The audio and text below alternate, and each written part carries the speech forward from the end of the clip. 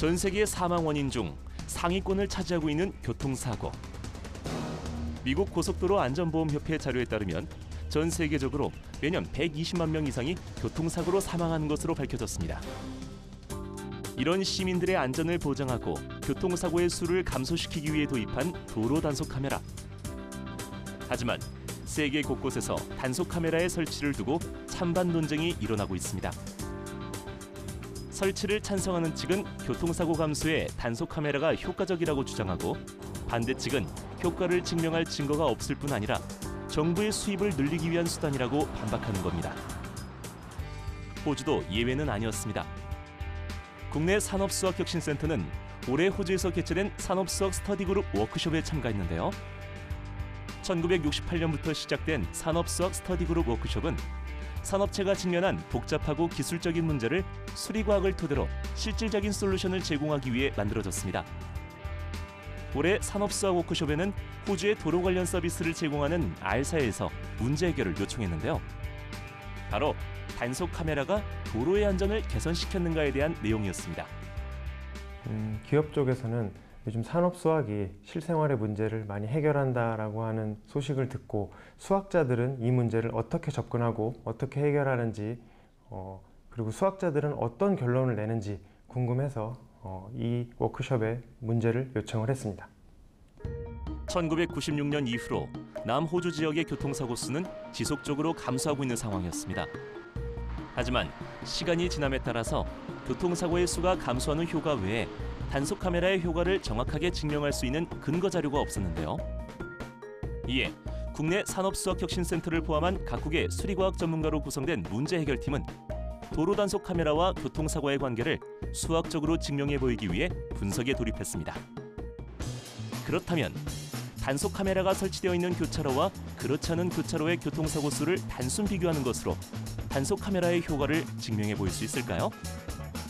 예를 들어 단속 카메라를 설치한 교차로와 설치하지 않은 교차로의 사망자 수가 각각 250명인 경우를 비교했을 때 단속 카메라의 효과가 없다라고 단정 지을 수가 없습니다. 단속 카메라 설치 이전과 이후의 시점이 다를 뿐더러 교통량 차이, 인구 이동량, 도로 사정 등에 주어진 여러 가지 조건이 다르기 때문이죠. 이는 수학적으로 보았을 때 단속 카메라 유무의 효과를 비교하기 위해선 다양한 변수 및 사실들을 고려하고 그 변수의 차이가 유의미한지까지 살펴봐야 한다는 겁니다. 저희 문제 해결팀 여러 사람들이 다양한 접근 방법을 시도했는데, 우선 공통적으로 접근했던 방법에 대해서 좀 말씀드리겠습니다. 그래서 저희가 제일 먼저 토론했던 내용은 주어진 데이터를 어떻게 활용을 할 것인가, 그리고 또 어떠한 추가적인 데이터가 필요한가, 이런 것에 좀 집중을 했습니다. 우선 저희는 교통량이 많고 단속 카메라가 있는 35개의 교차로에 집중을 했습니다. 각각의 교차로마다 단속 카메라의 설치 연도가 제각각이기 때문에 저희는 단속 카메라의 설치 연도를 기준으로 설치 이전과 이후로 구분을 했습니다. 즉, 같은 조건의 교차로를 분석 대상으로 설정한 후 설치 이전과 이후의 교통사고 수를 비교하고자 했던 겁니다. 이에 따라 각각의 교차로에서 발생한 교통사고 그래프를 그려보았습니다.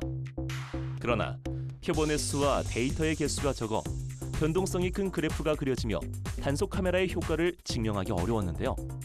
그렇다면 효과적인 데이터 분석을 위해 문제 해결팀이 선택한 방법은 무엇일까요? 연도를 기준으로 평균을 내거나 교차로를 기준으로 해서 평균을 내가지고 접근을 했습니다.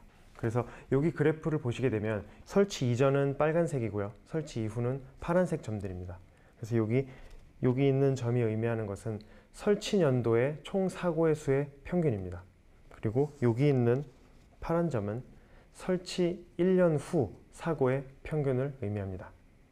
그래서 설치 이전과 이후의 추세선을 그려보았습니다. 그래서 지금 두 개의 기울기는 비슷해 보이는데 y 절편값이 유의미한 차이를 보였습니다. 그래서 이 결과로 단속 카메라의 설치가 교통사고의 수를 감소시켰다라고 하는 하나의 근거 자료가 되었습니다. 단속 카메라가 교통사고 수를 감소시키는데 영향을 끼친다는 점을 수학적으로 증명해 보이면서 앞으로 다양한 기대 효과를 불러올 것으로 예상되는데요.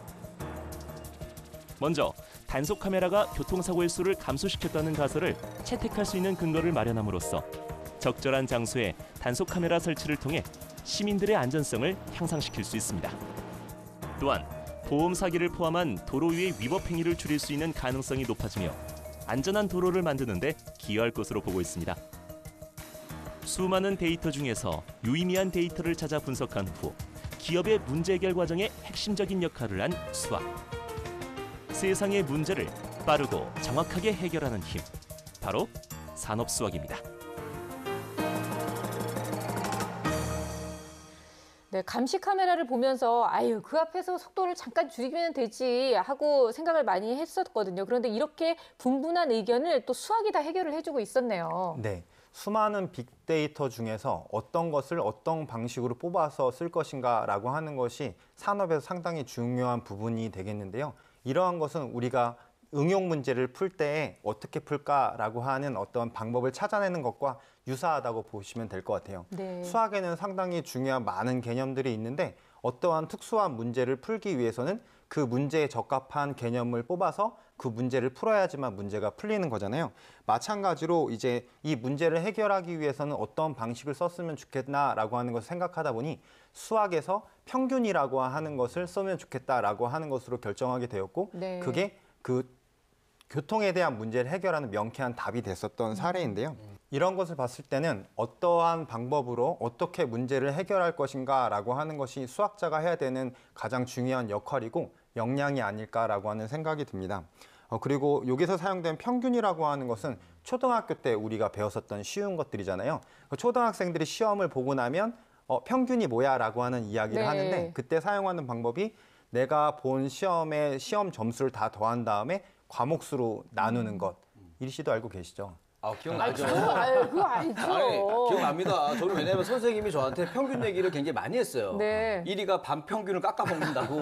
내가 그래서 평균에 대한 개념을 확실히 알고 있어요. 네. 평균에 대한 안 좋은 추억이 있으실 것 같은데 우리가 초등학교 때 배웠었던 것처럼 수와 수를 더한다, 네. 나눈다라고 하는 기본적인 개념이 평균이기도 하지만 고등학교에 올라가게 되면 수열의 합을 나타내는 급수를 이용해서 평균을 나타내는 경우도 있고요. 네. 또 난이도 있는 수학으로 올라가게 되면 이제 이항분포라고 하는 것에서는 확률을 이용해서 평균을 구하게 되고요. 또 정규분포라고 하는 부분을 배우게 됐을 때는 표본평균이라고 하는 새로운 개념을 배우고 또 모비율이라고 하는 것을 이용해서도 확률에 대한 평균을 구하는 경우들을 많이 볼 수가 있습니다.